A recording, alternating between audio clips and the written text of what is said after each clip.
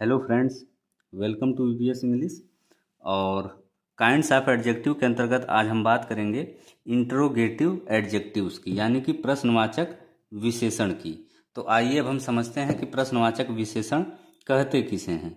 Friends, प्रश्न पूछने के लिए प्रयुक्त किए जाने वाले एडजेक्टिव्स को इंट्रोगेटिव एडजेक्टिव्स कहते हैं।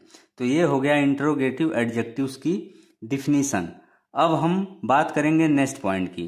फ्रेंड्स, जब वाट, विच तथा हुज का प्रयोग नाउन के साथ प्रश्न पूछने के लिए हो तो इन्हें हम क्या कहते हैं? इंट्रोगेटिव एडजेक्टिव्स कहते हैं। किनको? वाट, विच तथा हुज को। तो ये हो गया इंट्रोगेटिव एडजेक्टिव से संबंधित महत्वपूर्ण पॉइंट। अब हम बात करेंगे इंट्रोगेटिव एडजेक्टिव्स के एग्जाम्पल्स की। तो सबसे पहले हम बात कर रहे हैं एग्जाम्पल नंबर 1 की। हम किस रास्ते से जाएं, यानी हम कौन से रास्ते से जाएं, दोनों का मतलब एक हो गया। और यहाँ पे किस रास्ते के लिए विच वे का प्रयोग हुआ है।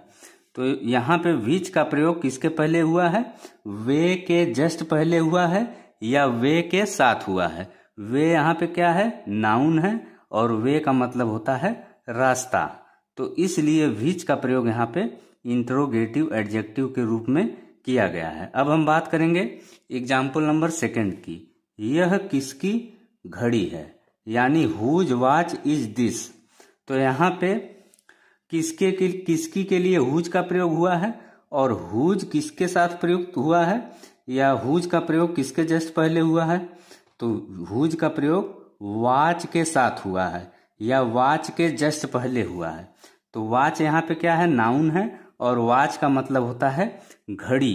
तो इसलिए हुज का प्रयोग यहाँ पे इंट्रोगेटिव एडजेक्टिव के रूप में हुआ है। अब हम बात करेंगे एग्जाम्पल नंबर 3 की। वह किस तरह का आदमी है।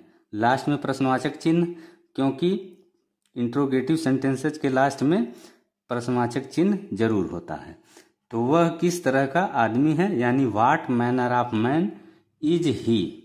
तो यहाँ पे किस तरह के लिए व्हाट मैनर का प्रयोग हुआ है, और व्हाट का प्रयोग चूंकि मैनर के साथ हुआ है और इसके साथ ही मैनर क्या है?